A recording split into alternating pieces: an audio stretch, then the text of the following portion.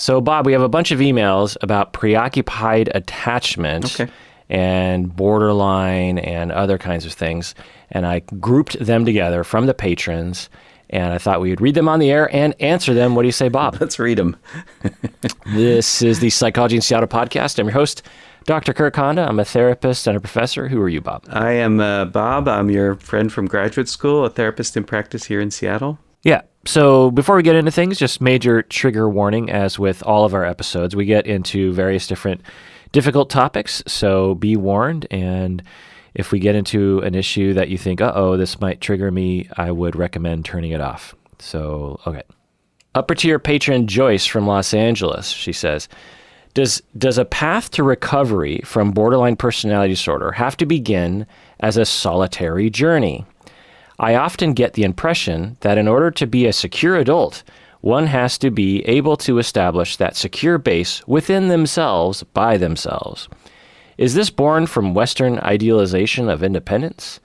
This can often feel painfully lonely, especially during the pandemic. Bob, what do you think? I think it's a great question. And I think the short answer is, yeah, it might be a response to the way we in Western, whatever culture, value independence, but it's not realistic. I think that you can't develop secure attachment by yourself. Like, you actually need a relationship and the corrective experience in the relationship in order for that to actually happen. So, I did this thing called DBT, and it's aimed at helping people with borderline personality disorder. And it's good. It's all been lots of good data behind it. It's been researched and it's shown to be effective. But DBT is talk therapy, which means that there is a relationship with a personal counselor, and then there's this group skills training. But let's let that go for just a second. In the relationship with the personal counselor is the arena for corrective experience. Now, it turns out that by itself, that is probably insufficient to optimize a person's success and their growth and their satisfaction in life. And that what the DBT research shows is that skills training is a necessary component to that. And skills training is like taking a class in life skills. And they're basic life skills that everybody needed. We all needed to get when we were growing up, and a lot of us didn't get. And so DBT skills training is aimed at that. That said, I heard Marcia say this once. I've said this on the podcast before, and it actually is what I believe. And it's also a paraphrasing of what Freud said, and that is, when you get down to it, love is the cure. And I think what that means is that in relationship with, in this case, say, therapist, is wherein the corrective experience is going to take place. You cannot do it alone. It doesn't mean that you can't learn DBT skills or you can't learn really any skills on your own. It means that probably those are insufficient. Now, one of the things I notice in me is that, I have a tendency to distort information. And I can do that in my experience in relationships with others. And oftentimes what's corrective for me is to learn and then relearn that my view of things, while it might be habitual, is also a distortion of how things are. So whereas I might think, like, let's just say I think Colleen is just completely frustrated with me and just hates me today. All right, fine. I had that thought, and it comes through my own distortions. It's only in checking the facts with her and sort of checking in at the home office that, yeah, maybe she doesn't love everything I do or say, but that she still actually loves and cares for me. That's where my corrective experience lays. So I think I'm sort of rambling a bit, but I think the answer to the person's question is you can't do it alone. So for you, you're saying that if you're an expert on DBT, you're an expert on helping people. So presumably, according to upper tier patron Joyce's ideas that Joyce seems to be rejecting wisely, is that you're supposed to be able to do this yourself. And if anyone could do it themselves, it's you. And you're saying that you need Colleen to help you recover. You need your therapist. You can't just therapize yourself and have secure attachment and the benefits thereof. That is a fact. I can't even learn by reading a self-help book. I can't do it. First off, I can't get myself to stick in them. I'll commit to a relationship with the person, but I can't get myself to commit to a book. And second is, when I read that stuff, I will distort it. I'll put my own spin on it, and I'll do it without even noticing. Like what? Let's see. When I was learning DBT, I was reading this manual written by the developer, treatment developer, and one of the things that in the manual, it says that clients need therapists to want to be in therapy. And what I took that to mean at the time was that if I'm unhappy with therapy, then the client has this responsibility to me, and that they should shape up their whatever behavior it is. And what I've discovered through lots and lots and lots of supervision, which is relational, is that is a distortion of what's meant and written in that book. And it's a distortion that's based on my own experiences of rejection and harshness in my youth. That when I read that sentence, what it means to me is different from what the author meant when she wrote it and what other people would take from it. It is in clients' interest for therapists to like to and want to be in relationship with them. It totally is. But I think the way my brain is apt to spin that is clients owe therapists certain kind of, whatever. And it's one-sided. And when you work in supervision, wisdom of the supervisor rubs off on you, but also the relationship makes you feel safer to kind of go back and forth around the idea? Yes. Yeah. Both are true. What I learned most in most of my good supervision has been how to soften. And if there isn't compassion, then I'm missing something vital. I'm missing something essential.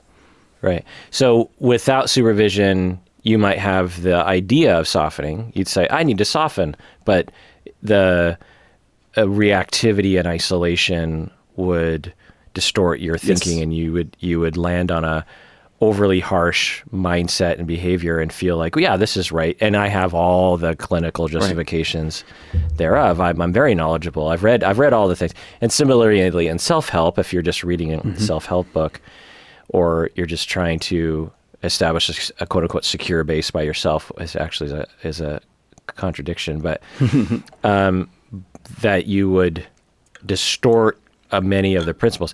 But yeah, the idea that we can, so what is a secure base? Well, a secure base, if we use our early relationships as an analogy to our adult relationships, is that when we are 18 months old, we are instinctually desperate, neurologically desperate, physically desperate for a caregiver that we can depend on. At least one person, maybe a set of people that we know through experience that person has our back and is attuned to us, knows us, will protect us under most circumstances. When we check in with them, eye contact wise, they notice us, they look at us, and they reflect our emotions. We feel safe. And so when we go off onto the playground and someone pushes us down and we start crying, we immediately run back to our secure base. Our secure base makes us feel better, and then we go back to the playground. And as adults, we will venture off into work or into something risky, or we try to do something that is a little hard for us, or we have an emotion, or we feel hurt, or something happens, and we run back to our secure base, which is our spouse or our friends or a therapist or our parents or whomever it is that one person or a set of people that is the secure base. And as an adult, when we do this, we don't necessarily run and cling to someone's apron. We might do that, but we might also just check in emotionally. Just, hey, I had a bad day today. Does this person stop what they're doing? Do they care? Do they have eye contact? Do they listen? Are they attuned? Are they safe? Do they beat you up? Do they listen well enough? And then we feel safe, and then we're able to venture off into independent activities, and then something bad happens and we run back to our secure base. We're never not like that. It's not like you turn 13 and suddenly like you don't have that human need anymore. It just morphs into an adult version of it. But in some ways you could say it doesn't really morph, because we still need physical affection. We still need skin on skin contact. That's why we shake people's hands. That's why we hug. That's why a lot of spouses have sex, because it's important for feeling, or cuddling. It's important for feeling that neurological need. And so that's why we kiss. Like, it's kind of a weird thing. Like, why would we kiss as an adult? It's not logical, but it's reminiscent of our very first attachment, which is suckling and being face to face with one's parents, and it gratifies. It's an echo of that, and very much in line of that. Anyway, so this idea that as an adult you're supposed to heal on your own, you'll hear these notions of like, you can't love other people till you love yourself. And it's like, okay, I mean, in a certain way that the premise is fine, but I think the implication is get your crap together, person, go home, get your crap together, and then you can have healthy relationships. No, you need healthy relationships to have healthy relationships. You need good relationships so that you can have good relationships. You need to have safe relationships so you feel safe in relationships. You can't feel safe in relationships independently. It's like, you can't go on vacation to Paris while staying home. Looking at pictures online isn't really going to Paris. You can't look at Google Street View of Paris and say you went to Paris. And no one would say that is even close to actually going and seeing the Eiffel Tower in person, or, walking along the Seine in person. You got to go there. And it's the same with secure attachment and healing relationally. You have to experience the relationship, and there's no way to do it on your own. But along these lines, Bob, in your DBT skills group, you are talking with people about things that they can do on their own, and because there are some things that you can do on your own. What's one of the things that you could share with people? One of the skill sets is about emotion regulation. So about changing negative emotion that I want to have less of. And so there's a whole bunch of science on how do humans change emotion. And all the treatment developer, Marsha Linehan, did was package it. So she just sort of read everything she could find on how people change how they feel. And she sort of packaged it together and presented this, curriculum about how to change emotion. So that's one thing I can do. I can change my fear, right? So there's lots of different ways to do it. And which one is the best one sort of depends on the circumstance. It's not like there's one size fits all with a skill. So, so what a person needs to do really is, and it's kind of cognitive, so it can be actually quite hard, especially if I'm having intense feeling. Like, when I'm having intense feeling, I don't have access to my good intelligence and that part of my brain. And just nobody's brain works all that well.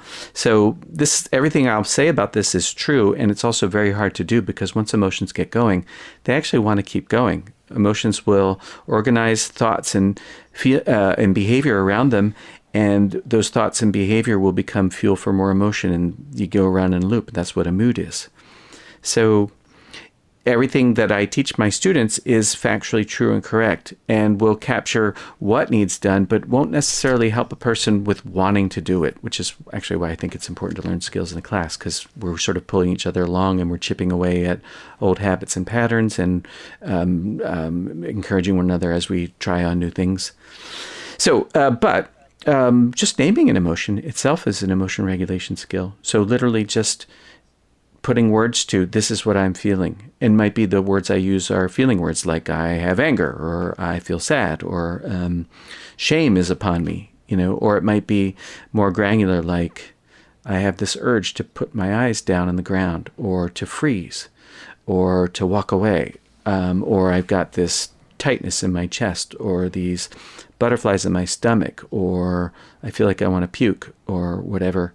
Like, our emotions are, in part, we experience them through our body sensations. So it turns out that emotions are stories that need to be told. So if I tell the story, even just to myself, I'm angry right now, I'm sad right now, my emotion is likely to be validated in just the acknowledgement of that, and go down some. So that's one emotion regulation skill, is learn to name what we feel. And so we spend a lot of time in that class about how the hell does a person even figure that out? And so what are the bits and pieces to an emotion? There's a prompting event. There's sometimes a level of interpretation. And then there's always this experience in our bodies, and this expression. Experience is everything that I can see, and I'm the only one that can see it because it's inside me. And expression is what anybody else could see if they were looking at me. So a change in my facial expression, a change in my, like I'm blushing, my shoulders are tense, my arms are folded, I'm talking in a pointed tone of voice, right? These are all bits of expression. And correct me if I'm wrong, but people in the group, and maybe everyone on the planet, when you ask them, what emotion are you feeling?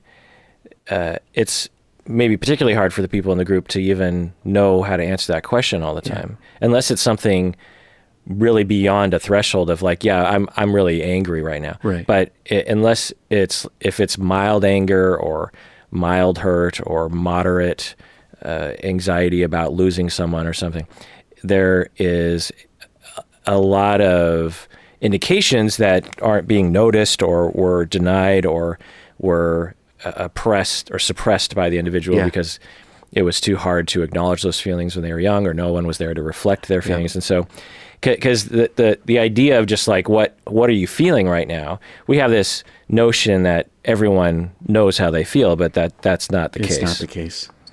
Yeah. And so just knowing your emotion can help regulate, can help reduce the intensity of it. Just acknowledging it to, I'm in a bad mood right now. Automatically, for some people in some situations, it'll reduce the intensity of it. Yeah, exactly. And then they're complicated. Sometimes you have more than one emotion at the same time, and sometimes it looks like they're in conflict with one another, right? And then there's times when you have, where you're only aware of one particular emotion, and you got something going on underneath it that sort of isn't apparent to you. So being able to name your emotion will suggest what skills to use if you want to reduce it. That doesn't mean that you have to want to, or that you have to do anything about it. Sometimes we want to feel the way we feel, and sometimes we don't want to do anything to change it, and that's fine. Yeah. It's just like G.I. Joe said, knowing has half the battle. Did you not watch G.I. Joe when you were a kid? I don't even know what that is, yeah. Oh, yeah. Maybe I guess you're a little older, right? So yeah. Yeah, so I was on the cusp. I was just a little bit too old for G.I. Joe, but I remember watching it. My little brother watched a crap ton of G.I. Joe, but at the end of every episode or almost every episode, they had a little PSA, and they would talk about like saying no to drugs or something. And then at the end, one of the G.I. Joe Army is a cartoon, and one of the guys would say, and now I think something like, and now you know, and knowing is half the battle. And as a kid, I never knew what that meant. I still don't know what that means. What does that mean? Is like, so is the other half? What's the other half? Like doing it maybe? Yeah. They never said the other half. Like knowing is half the battle. Yeah. The other half is following through. They never, to my knowledge, I don't remember. But whenever I hear it, like knowing something, I always think of G.I. Joe. Anyway. Funny. But yeah, so tell me, Bob, in your DBT skills group class with people, how do they react in the what emergence of wisdom or understanding do you see from people in the class from sort of beginning, middle, end with regards to emotional awareness? What are the signs? You've seen dozens of people come through your group, so you probably know, okay, you're in the first phase of emotional awareness, and because I see these things.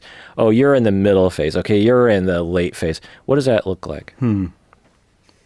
Well, lots of times when people start that class, they're in some form of crisis that's led them there, because this isn't the kind of thing that, like suicide attempt. Maybe stuff like that, or maybe coming out of drug addiction, or maybe just like having lots of relationship stress. I occasionally will have people whose spouse wants them to come, and if they aren't willing to do it, then they're going to lose their relationship or whatever. So it could be lots of different things. I think when people show up in that class, there's so much newness to it, their heads are spinning. And so between whatever circumstance leads me into the class, and then all the new people in the class and all this new curriculum and jargon, I think a person's head is spinning, and they spend probably the first 2-3 months of our classes for a year, 2-3 months of just like slowing down and becoming familiar with what we're learning. And just getting their selves immersed in, DBT land. And then I'd say it depends. Like, I don't like saying this, but the truth is we don't help everybody that comes into that class. And I'd say the main difference between the ones that we help and the ones that we don't is how much are they actually practicing the skills. And I think practice is hard, elusive. It can often humiliating, often feels so darn remedial. But I'd say the difference that I say this to my students all the time, I'm like, I know you want good outcomes. I know you want things to change. I want them to change too. And at the same time, I want you to let go of having things be different and of the skills actually, quote unquote, working for you. And what I'd like you to do is just throw yourself at learning this stuff, because as far as we know, these skills help. So if you're focused on, well, did it make things go better with my spouse, or did I get what I wanted, or am I less ashamed, if that's the case, right? Did I avoid slipping into some kind of impulsive behavior, if that's what's on me? If I just focus on the outcome and I don't pay attention to what I'm actually doing, chances are I'm not going to get a lot of outcomes, because everybody has a learning curve, right? You're learning something. So maybe someone's saying, Mm-hmm. I tried the skill and I went home and I still got in a fight with my spouse. Exactly. This is failing me. Yes, exactly. Yeah. And it's an easy conclusion to reach, and a completely understandable one, because, things that people are working with are really important to them, and they want them to go well. And so, they're really looking for something that is going to help this go well. But if I hang my hat on outcome, it's like saying, if I stand in the batter's box in front of a major league pitcher and I don't hit the ball, then, I'm no good at baseball. Right. Yeah, it's too much. But so maybe a person has to start a little smaller, and maybe they have to set their sights on what does it mean to be skillful? Because part of being skillful means just staying in the batter's box and taking a swing at the ball, and missing, even by itself, doesn't mean I didn't do the skill well. It means that was the first step towards learning how to hit a major league fastball, right? Yeah, it's beautiful. I like that. I have a similar speech that I give first quarter interns. I say, so you will, in your head, likely gauge success by within the first 3 minutes you have solved all their problems. That's the way interns think. They think they have all this energy and they have all this hopes and dreams, and they cram it literally into the first 3 minutes of therapy. And if they don't solve all the client's problems within the first few minutes, they consider themselves a total failure. And I say, what you should be gauging your success on is that if you don't run out of the room screaming in anxiety and agony, you will have succeeded in the first few sessions. Just the anxiety of being a professional is so high that if you succeed in just kind of listening, through your anxiety and sitting in that chair and, surviving it, then that is success. You are not going to fix them. You're barely going to even be hearing them because you're going to be overthinking it. So success is you managed to not run out of the room. And actually, I told this to myself when I first became a professor. I was so scared my first class that I was elated that I didn't run out of the room screaming, because that's what I wanted to do. I had no idea if I taught anyone anything or if I did a good job, but I managed to stay in the room. Mm-hmm. So and that's what you're saying, it's like, don't try to hit a home run in the major leagues, but the fact that you're in the batter's box and you stayed there and you took a swing and you tried, that is a huge, huge success. And that's a step in the right direction, and maybe all that you ever really need to do, because in a relationship, for example, when you stay in contact while fumbling and at least trying to think, well, my normal defense is to attack or run away or to do some other compulsive behavior. And I didn't do those things. And I stayed in the conversation, and I had a lot of really destructive thoughts. I might have even said some destructive things. That's not great, but I'm not going to hit a home run here. I stayed in the batter's box, and I didn't do these things. I didn't run away from the batter's box. I didn't, drink all night long as a way of coping. I didn't do X, Y, and Z. I don't want to trigger people. So, you can imagine other things that people involve themselves in. And, or I just did it a little bit, that's a step in the right direction. And thus I'm succeeding, because often people who are coming to DBT have been relationally traumatized to believe that there's something deeply wrong with them. And so they're in a constant state of beating themselves up in the most severe way. Yeah. And so you're kind of working against that in the beginning. Yeah. Well, what do you see in terms of emotional awareness? Because this is something that I work a lot with clients on and have. And it was a realization sort of mid-career for me that people don't know how they feel. A lot of people don't. Even people who weren't necessarily abused growing up don't know what their emotional state is. That is a fact. And it's really hard to actually kind of know what's going on. And they're subtle cues, and because they're extreme anxiety or extreme anger or extreme pain, like you're crying, it's like, oh, I must be sad. But moderate to mild, how do you know? And so for DBT, it's incredibly important that people understand their emotional state and that they know their body and they can pay attention to that. And they're starting at a deficit because they were abused or neglected or didn't have attunement growing up, or emotional mirroring. And so they just have very little acknowledgement, because I've worked with clients 5-10 years into therapy, and they barely understand their emotions, and they know they don't understand their emotions. They're like, yeah, my emotions, I frequently am. So in the class, what do you see with that emerging awareness in people? What is that? Because I'm interested in that, because when I work with people, it's a struggle, so what do you see? I see a growing capacity to label that which I feel, to take a compassionate, non-judgmental stance towards it, and to be able to assess what, if anything, do I want to do about it. That's what I think. That would be a success. Okay. Yeah. And what do you see from the people in the class? Like, what kinds of things do they say? Because the things that I see are, in the beginning, they're like, I know that they're having an emotion. Like I'll say, so you're telling me about a fight you had with your spouse yesterday. What were you feeling at the time? And they'll be like, I don't know. I was feeling like my spouse was being a jerk face, that kind of stuff. Be like, okay, well, what emotion were you feeling? Emotion.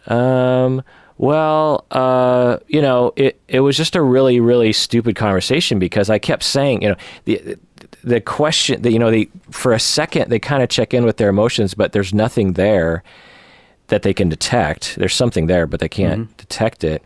And then they just default to the conscious mind, and maybe deeper into the conscious mind, but it's still not an emotion, and I'm expecting that an emotion is down there of hurt or pain or anger. And so that's phase one, is where I ask them how they feel, and there's like almost no talk about emotion. And then if I really corner them, they'll say like something like, well, I don't know. What do you want me to say? You keep asking me this question. Right. Like, do you think I was angry at the time? And I'll be like, well, I don't know. It's okay that you don't know, but it's important for us both to know what emotions you're having, because, and I'm guessing that it's a little hard for you based on your traumatic history. And so that's phase one. Phase two is when I am asking people about their emotions in that state. They'll give me the conscious mind at first, but then a little bit later, they're able to say, well, I think I might, but I really have to corner them. I really have to ask the question like 10 times, because it's so hard for them to know. But if I really kind of corner them and say, okay, yeah, I heard what's in your conscious mind, but I hear the thoughts, I hear the beliefs, I hear what was the physical, in your torso feeling? And they'll say, well, I don't know, as I'm talking about it, I guess I'm kind of feeling tense. Maybe that's sort of like fear or anxiety or something. And so, but it'll take a while. And in the moment, they don't know they're feeling fear. And so it takes a lot of, and in the moment, they will have a vague understanding. And then they might have judgment about the self, like, well, I don't know why I was afraid. That's kind of dumb. Or they'll quickly go back to focusing on their person of like, well, I was only feeling that way because my spouse is doing this or that. It's like, yeah, I get that, but let's stick with how you're feeling. And then sort of further down the road, it's something like I ask them how they felt, and they'll say, oh, well, yeah, I was feeling hurt. And I ask them, did you know you were hurt at the time? And they'll say, yeah, I was mostly aware that they were hurting my feelings, but I still got angry at them and lashed out. So those are the phases that I see. But in the DBT class, you're in a year, and you don't have that much one-on-one conversations with people. None. So I'm just curious, like what kinds of things you see from people that demarcate these thresholds from regarding emotional awareness, or do you see that at all? I can't say I see it all the time. What I see, is people generally are quieter. They don't fall into crisis as much. Quieter, I don't mean silent, like they're stony, withdrawn. I mean that they're less volatile. They have a calmer demeanor and attitude towards self. They tend to be more compassionate. They tend to be more accurate in the way they describe their experience. So like a lot of people will experience their emotions in terms of the other person's behavior. So how are you feeling? Well, they blah, blah, blah, blah, blah, blah, right? And it's like you're kind of hinting around at the emotion, but it's always in terms of the other person's behavior. And I think when people get good at labeling, naming emotion, they're able to just sort of, well, I feel this is mine. I get triggered. This is one of the things that really upsets me or really pisses me off. And they're able to do that in a way that is self-validating and acknowledging. And it doesn't mean, well, I'm angry, so you're a big jerk face. It's like, well, I'm angry. This is the kind of thing that pisses me off. And what do I want to do about that? So they might be thoughtful about, well, okay, so do I have a goal here with this other person? Do I want to change something that's going on between us? And so because they're not as, it's not that people don't feel, strongly about things. It's that their feeling doesn't precipitate this sort of overwhelm and kind of crisis, and then a sort of a frozen inability to work with what is. They tend to be more flexible and able to work with what is. I guess that's a better way to put it. Yeah, it's a really great description. And it's interesting to hear because I don't teach DBT or any kind of skills class. And I guess I have to be continually reminded that they're not your technical clients. These are people in a class that are learning things. And so you don't necessarily have that one-on-one back and forth. No. It's more like, okay, today we're going to do this curriculum, and you're witnessing people's change as they interface with the curriculum and their general mood, I guess, is what you're noticing, rather than a testing for markers, because that's what I do. I'm testing for markers of emotional awareness through interview that might take 25 minutes of talking. And of course, that's not what DBT skills groups are about. No, curriculum-driven, not person-driven. So very much different from personal counseling or couple therapy, since we just weld ourselves to that curriculum and work our way through it week to week to week. Well, Bob, let's take a break. Okay. And when we get back, let's continue. What do you say? Yes. All right, we're back from the break, Bob. I have a very long list of emails here, All right. and we've only gotten to one. So, Sounds like us. Okay, anonymous upper tier patron Michelle. Wait, no. Upper tier patron Michelle from the North Hills, so it's not anonymous. Upper tier patron Michelle from North Hills. I wonder where that is. North Hills. Sounds like California or something. I don't know. From North Hills says, "Hi, Dr. Honda and Bob. I am currently in therapy. I think I may be on the borderline spectrum and preoccupied. I have already been through a few therapists and am struggling with a lot of self-doubt as to whether it's really just not a good match or if I'm running from them when I feel rejected by them. In one case, my therapist seemed to not be a good match and she forgot to schedule my next appointment and did not ever reach out to me, so I took it as rejection and moved on. Now I am struggling to identify whether these behaviors are part of my preoccupied borderline tendencies or if I'm right to move on after a therapist exhibits what I interpret as carelessness for me in our early relationship." Bob, what do you think? I think it would have been extraordinarily difficult to ask that therapist what happened because you didn't follow up and you didn't reschedule with me. But that might be the only way to actually collect data about whether or not, to find out if your interpretation of their behavior is accurate. It might be accurate. It also might be hard to get because it might be, a therapist would be hard pressed to say, yeah, this is a way of me letting you know I don't want to work with you. They might have their own difficulty with being direct or forthcoming, candid. So I don't know. One of the things that you know about yourself is that you're vulnerable to a certain kind of interpretation, which I think is good because it allows for the possibility that it's that part of me that has that kind of interpretation as opposed to I think it must be so. So I like that. I think that's in your favor. And I don't know how to advise you about finding a therapist. I think that if you stick with it, though, eventually you will. And as your relationship with that therapist grows, hopefully that will become an arena through which or in which you can test your hypotheses about, well, are they rejecting me or do they care about me, etc. Yeah. Yeah. The thing I'll say is similar to what Bob is saying. It's hard to know.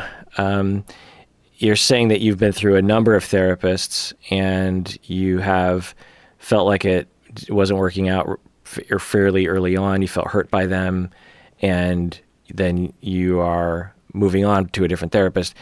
So it could be that they're just not a good fit, and that's a good thing that you're trying to find a good fit. Mm-hmm. It could be that these are bad therapists and you're just moving on from bad therapy, which is something that I wouldn't have thought until I got all these emails from people telling me about therapists that have done ridiculous things.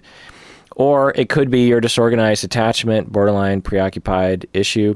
You know, when you say you're preoccupied, but, you know, there's a possibility that it could be a little bit disorganized in there as well. Obviously, you can't know you because there's no way to know. But with disorganized, if with people who will identify as borderline, they often will also be conceptualized as disorganized in that when they were young, their attachment figures were scary individuals. And so as the child was scared, they had an impulse to run toward their caregiver, but their caregiver was either the source of the fear or at least could be a source of fear. And so the child was stuck between running toward and running away. And that is a terrorizing place to be. And when you are looking for therapy to heal from relational traumas, you're running toward, but because of your working model of other, you have a terror of the other. So, and particularly the closer you get and the more vulnerable you get, the more chance you can be hurt by this person, the more fear you have, and the more your emotions will distort your perspective. Yeah, you say that someone, she forgot to schedule my next appointment.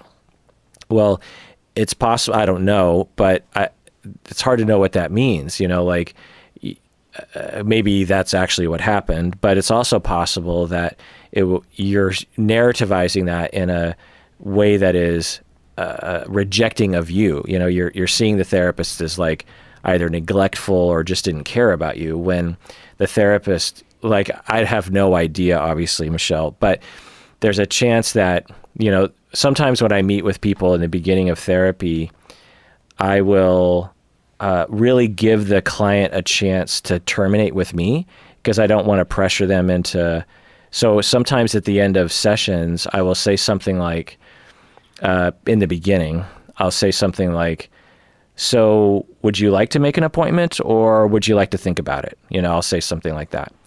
And this isn't, Michelle, what you're saying your therapist did, but I say that, and I always worry that some clients will see it as me saying, I don't want to work with you. Right. And so I don't know if that's what your therapist did. Obviously, there are mistakes that therapists make. There's some therapists that don't know what they're doing. There are misunderstandings. But if you're seeing a pattern, it could be an issue. The problem is, in order to really know, you have to go to therapy long term. So now what I would say is keep looking, and maybe, quote unquote, a good fit is a very particular sort of therapist that really nails it in the first couple sessions to make you feel safe, so much so that this isn't really a question. And that's okay. Let's just say it's possible that you have an extremely narrow definition or extremely narrow sort of therapist that you need, and you just got to try 15 before you find that one, and you tried 3, and maybe it's you, maybe it's them, maybe it's both, but you just haven't found the right one. Keep going. And then once you find the good one, hold on to them. Emma from Norway says, in my last relationship, I felt jealous all the time. My boyfriend never cheated on me, but I always felt lied to, and I kept visualizing him cheating on me. I would see it in my mind. I feel scarred somehow by those visualizations. Like I don't want a new boyfriend ever, if nothing. I don't want a new boyfriend ever, even if nothing happened. Is it possible that I'm traumatizing myself with these visualizations? Bob, what do you think? Yeah, I'd say that they're definitely traumatizing you. They're end up teaching yourself that, boyfriends are dangerous creatures and one should avoid them so that one doesn't have to go through the hell of being cheated on, which, let's be clear, is really hellish. So, if they're not cheating, then yeah, I'd say you're scaring the hell out of yourself. You could call that traumatizing, sure. Yeah. Do you ever do that to yourself? Like visualize in a state of fear, and then even though you're like, I know that didn't happen, it still plagues you? Oh, yeah. Well, I did get cheated on once, and that did plague me into my relationship with Colleen. Someone cheated on you before Colleen? Yeah, before Colleen. Yeah. But do you ever visualize, and you don't have to answer this question if it's too personal, but do you ever have a visual that pops in your head about Colleen, and it, even though it's, it wasn't cheating or something, that actually happened, that it'll plague you? Oh yeah. I can get obsessed like that and have those terrible horror movies in my head and think that I'm in danger when I'm not. I'd say COVID's really been a strange year in that we don't see anybody else. Right. She and me. So any worry about cheating kind of doesn't seem practical under these circumstances. Yeah. Right. But like, she's talking about when COVID's over, she's interested in getting on a rowing team. Yeah. And the picture I have in my head is it's a bunch of the outdoors types that they have up here in the Northwest, which I'm not a member of that tribe. Yeah. And she's going to go to rowing, and she's going to meet some really tall, good looking guy who's got great lats. He's, you just got to figure, just gigantic body, lats. and he's got a resting heart rate of 12, and right, and handsome and charming, and she's going to be enamored of him. Let's drill down it. So, does he have a top bun, or is he kind of one of those clean shaven guys? What's a top bun? Like a ponytail on the top of the head. I don't see the ponytail. I see dark hair because she likes dark hair guys. And I see like that, like grizzled Don Johnson unshaved thing that, Yeah. And sweaty, but like handsome. Yeah. And like defined biceps. Oh, beautiful arms. Yeah. Good looking guy. Yeah. Is he wearing a tank top or? Oh yeah. Got the tank top and the shorts and the running shoes with no socks. And beautiful muscular legs, and I mean, I see him. He's hot. I'd do him, right? And she's gonna find that guy, and they're gonna share this interest because Colleen's got that kind of outdoor streak in her, and they're gonna share that interest. And I don't actually it's just not what I am. So I don't have that in common, and that's what she wants. And she's gonna run off and be with that guy. I told her about this. We were talking about what do we want to do after COVID, and she was mentioning she wanted to get on rowing. And, the wise part of me is like, yeah, babe, you should do it. I want you to do it. It's a really good idea. You'll enjoy it. It's good to have a community, et cetera, all the good things about it. And then the other part of me, the anxious, I guess you could call it jealous part of me is like, shit, you're going to meet somebody and they're going to be cooler than me. Yeah. What do you do with that? Nothing. What do you mean? I said it. I mean, I told her. Well, that's something. That's something. But, beyond that, it's the kind of thing I tell myself. So it's the kind of thing that scares me. I mean, it really is. It's like a horror movie. And really, at this point, all it is a horror movie. And I say to myself, Bob, I don't know. I guess it could happen. But, you don't want a life where Colleen can't go be on a rowing team because you get scared. That sounds kind of like white knuckling it, though. That sounds like a sucky kind of space for you to be in. It is kind of sucky. Yeah. Like, is there no other way? I don't know. You got something in mind? I don't know. Like, well, talking about it out loud right now, what's going through your mind? I feel sad. I feel sad because I don't like feeling this way, and I feel sad because the possibility of it feels more real than it really is. When we're scared, we turn possibility into probability. So my brain is doing that a little bit right now.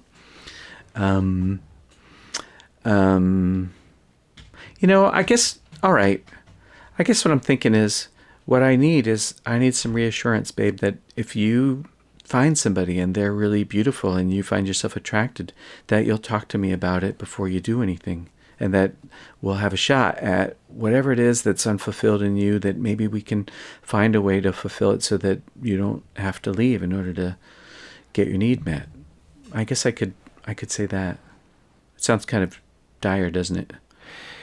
No, I could extend that by, because Colleen loves you. Yeah. She doesn't want you to feel jealous. No. She doesn't want to cheat on you. No. She doesn't. If she met that fictional guy, she'd be like, but Bob's the best. Bob ain't a rower. But Bob's the best. I don't know. Maybe. Bob, you can at least imagine Colleen thinks that. I have a hard time imagining that, and that's really about me, not about Colleen. I know, but this is all about you and your traumas. But, indeed, it is. But that's a fact. So you can that seep in a little bit like that? Come on, Bob. You're saying, Bob, give it a shot. Try it on. Colleen thinks you're the best. Try it on. Yeah.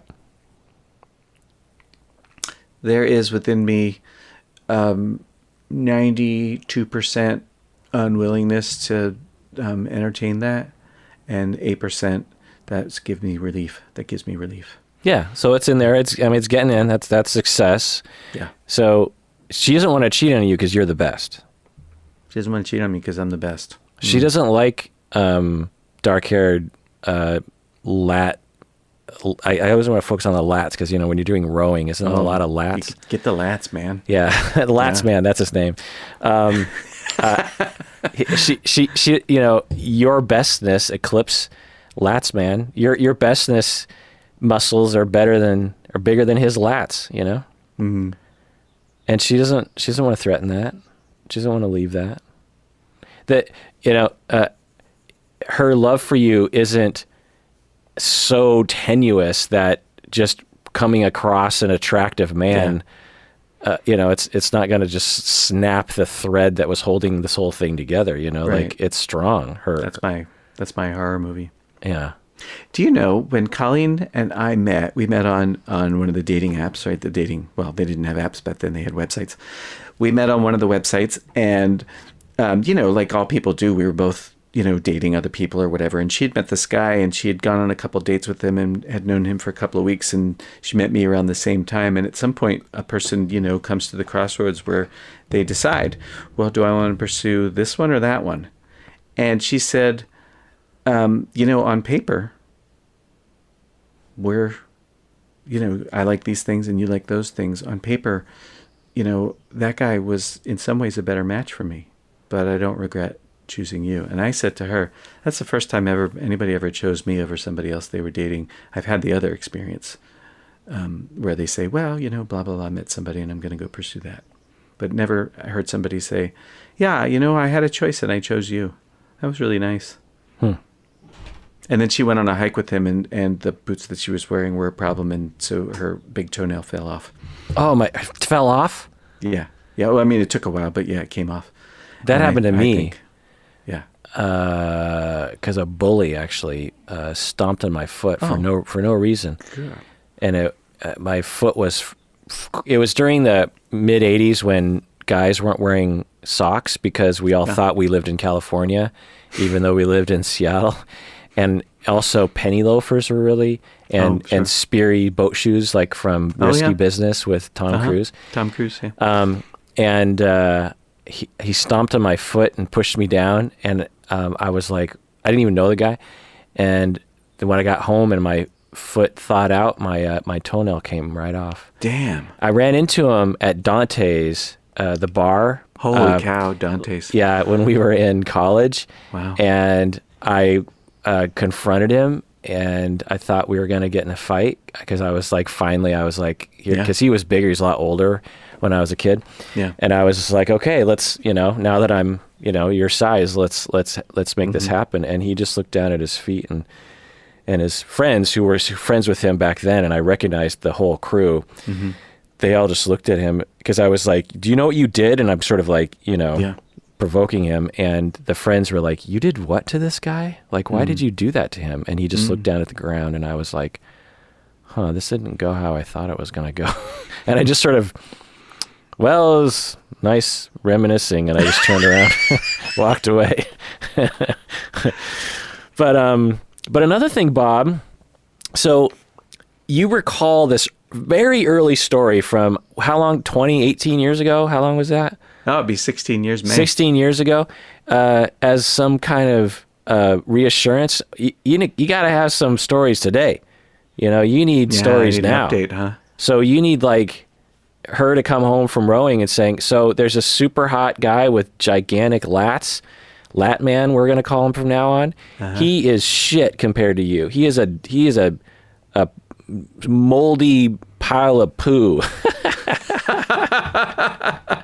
Compared to you, Bob. I love you for these 10 reasons, and there's just nothing that's going to take me away from you, and I'm attracted to you. I love you. I want to be, you need an update.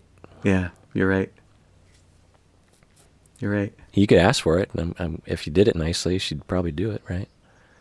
Yeah, she actually gave me an update last week, and I did what I do, which is I didn't blow it off because that's bad manners, but I sort of became Teflon to it. What the update? What was the update? She's like, you look good. We've been working hard actually at it. We've been wanting to lose some weight. We got our COVID. They call it COVID-19 for a reason, right? 19 pounds.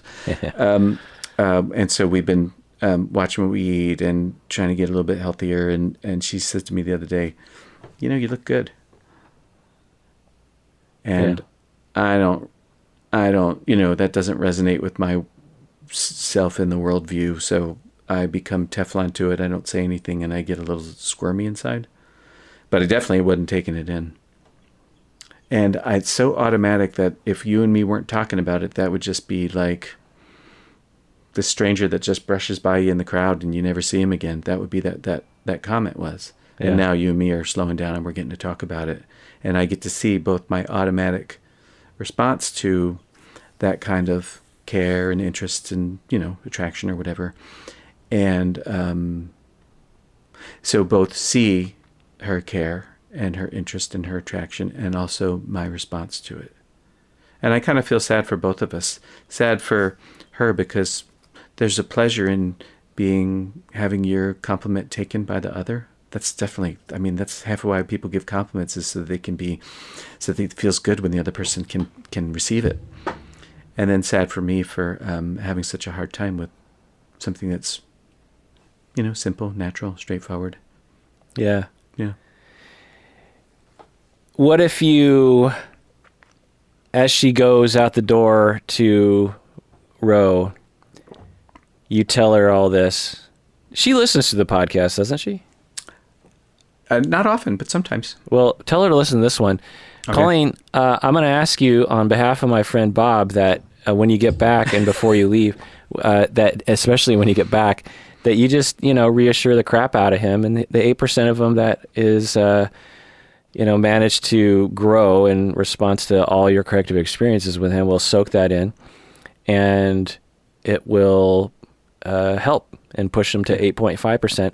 And also will, stave off any kind of weird mood he'll get into, as he white knuckles it because he feels ashamed to ask for help.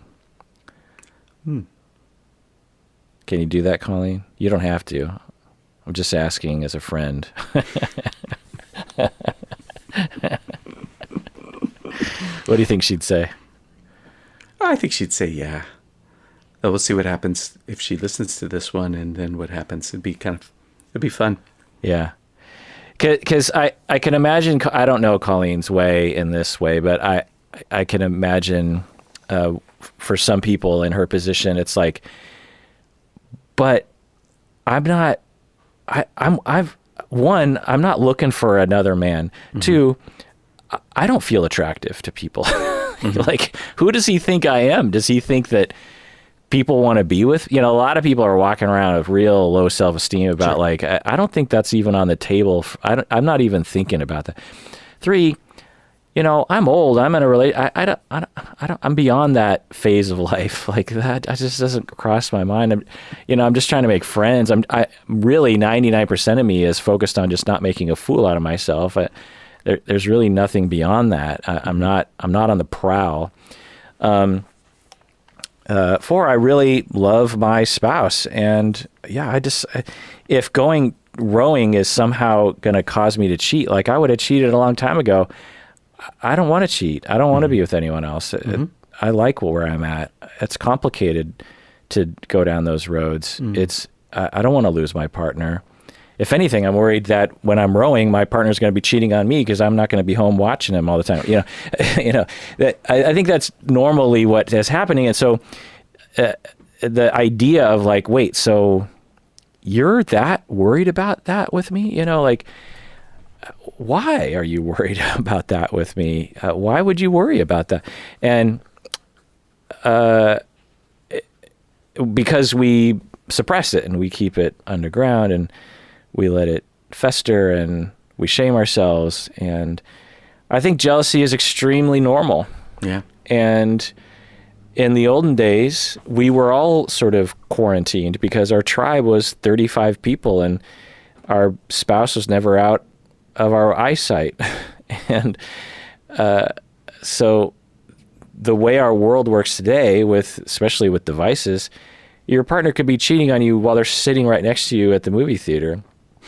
And it's a constant threat that is innate to our our attachment proximity detection meters. I'm quite positive that in the Pleistocene we would have been at least for a time. There's theories that say like we would bond for like 7 years or something, long enough to have a child and raise it. And during that time, when we saw our spouse being around someone else, it would concern us. And so we would just go over and stand next to our spouse and just kind of like ask for reassurance or physical or something. But today, one, we shame the whole thing. And two, you might not be around your spouse, but like 15 minutes a day, you know, even in the same house, because you both might have your own offices or whatever. Yeah. And it's not natural. It triggers, I think, a jealousy response. And so I think it's real normal. And one of the ways to cope with it is to get anxious and demanding or controlling. Another one is the distance, is just to say, my love for this person is too painful and too scary, and so I'm just going to drift away emotionally because it's just easier to be alone, which of course, you know, denies one's attachment needs. But anyway, so I think you have exhibited a wonderful example for everyone, as you usually do, because I know a lot of people listening have jealousy as a concern. Yeah. And you know, I think, in fact, I think there's another email about jealousy. Yeah. DTD, am I last raised for jealous all the time? Oh no, I just read that one. Was there another jealousy one? There's one about a friend. Let me get to it. Let's see. DTD, 1 day per week. No. Just self-hatred. No. Preoccupied, boyfriend attached to us to cry. No. Sorry, I'm getting there. No. Is it this one? Oh yeah. Okay.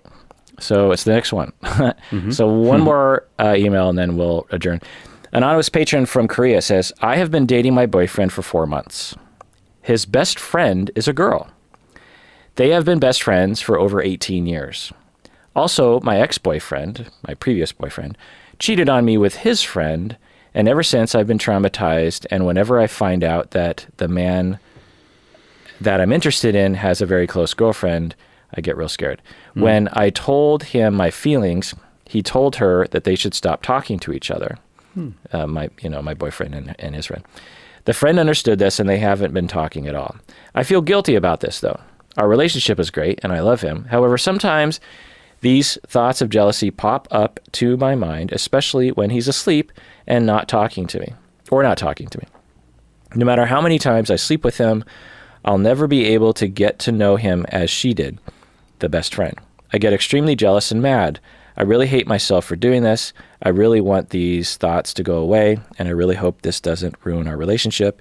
Is this normal for me to act this way, or is it associated with my preoccupied attachment issues? Bob, what do you think? The first thing that came to mind is it's kind of sad that he had to let go of his friendship with his friend. And I don't know, could you be included? Like, could she become your friend too? You know, like, why not have that? So that you can feel safe and comfortable and have a sense that their friendship is platonic and that they're buddies. But that's kind of the limits of the thing, and that he's with you and he wants to be with you and he doesn't have this kind of separate part of his life and you're kind of wondering, etc. So can you become friends with her? Can you just, and maybe your friendship with her would never be as deep as the one that she and he share, but that's okay. It doesn't have to be the same as theirs. So that's the one thought I had. And the other thought I had is, you're saying, no matter how many times I sleep with him, I'll never be as close to her as she is. It's almost like you're saying he'll always have that sort of special, unique, and better thing with her.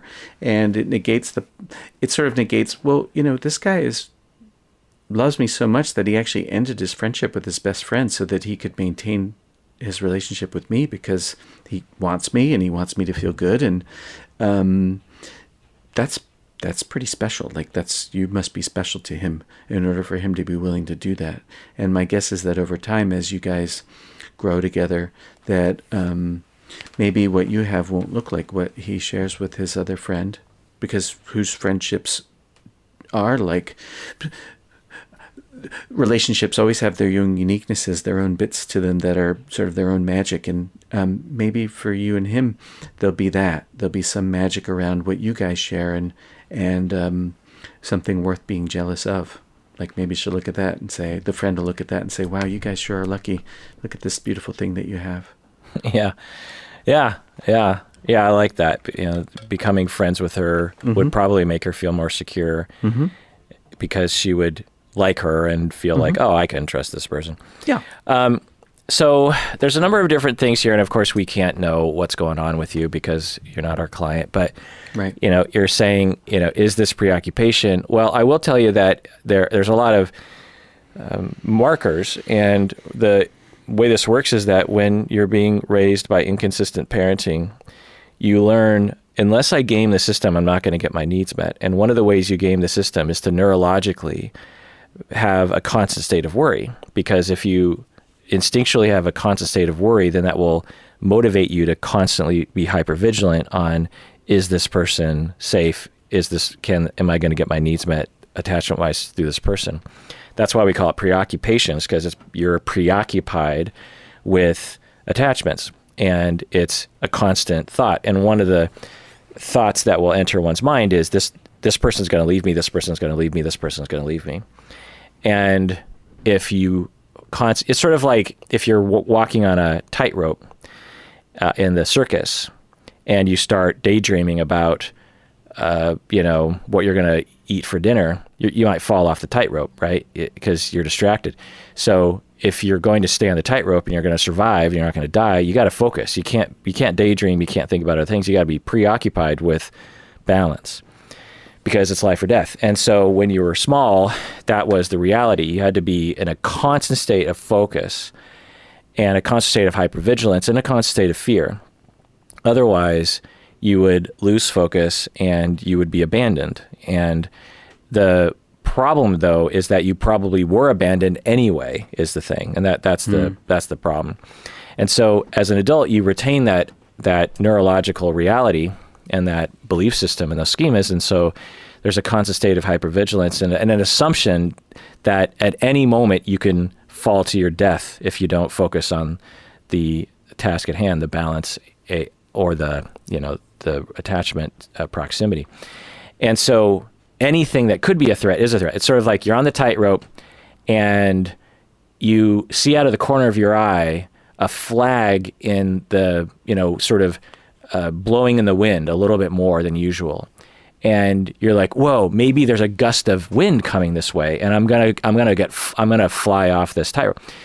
It doesn't necessarily mean that, right? But you're hypervigilant and you're very concerned because you don't want to die. So you see that flap in the flag a little bit more intense, and you're okay. That's rational. So when you're in a relationship and you're walking that tightrope of attachment, and you're like, hey, he has a best friend. It's a woman, and it's a concern. It's not necessarily a life or death. Doesn't mean that you're going to fall off the tightrope. It doesn't mean that it doesn't mean that the person's necessarily going to cheat on you and leave you, but it's rational given the preoccupation to say, but what if? If it's a 1% chance that gust of wind is going to push me off, I don't want to take that risk. I'd rather have 0% chance of dying than a 1% chance of dying. And so I would rather have a 0% chance of my partner cheating on me than a 1% chance of my partner cheating on me, because if my partner cheats on me based on my neurology, based on the way I was raised, it is a matter of life and death, because it was a matter of life and death when you were 2 years old, because for children to be abandoned, it is a matter of life and death. And so it feels that way. And so everything, even though rationally you're like, well, I'm pretty sure he's not going to cheat on me, but what if? And so the healing is therapy, of course, individual and or couple therapy. Now, the other thing here is that when you are experiencing that kind of childhood, you often will have a lot of self-hatred as well, because you're being treated in a way that isn't very good to you. And so we develop this idea of just like, it must be me. I must be the problem. Yeah. And that can also play into this as well, because you just think, well, no one wants to be with me because I'm inherently a bad person. You know what I mean?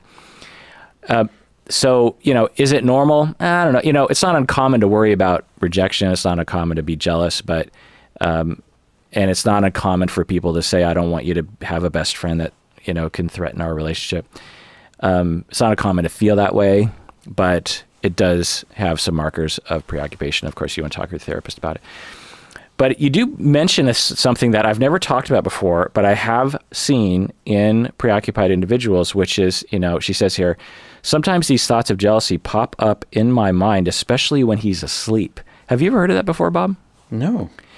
I've seen that before, where it doesn't make rational sense, right? Because the person's sleeping. So the person can't cheat on you, or they can't leave you, but the person is unavailable. They're unavailable. And a person might even have traumas as a child with a sleeping parent or a passed out parent from intoxication. Right. And the sleeping spouse or partner, it feels threatening, it feels lonely, and then it can trigger someone's preoccupation to the point where the preoccupied individual will just literally stare at the sleeping person hoping that they wake up, or even try to wake them up as a way. And it can be taken to an extreme where this can actually become abusive, where the abusive individual will actually get angry when the person falls asleep, because they're tired anyway. Yeah. So that was those emails. All and right. I thought we'd get to more, but I think we did some really, I think you actually did some really great, deeper conversations about things. Final word, Bob, on today's episode. Well, we often bite off more than we can chew, or we often have our eyes are bigger than our stomach. Isn't that the one? That's the one where you're hoping for more than you can actually. Yeah. So that sounds like typical for us. I don't know. Yeah. And screw that, man. And everyone out there, please take care of yourself, because you deserve it.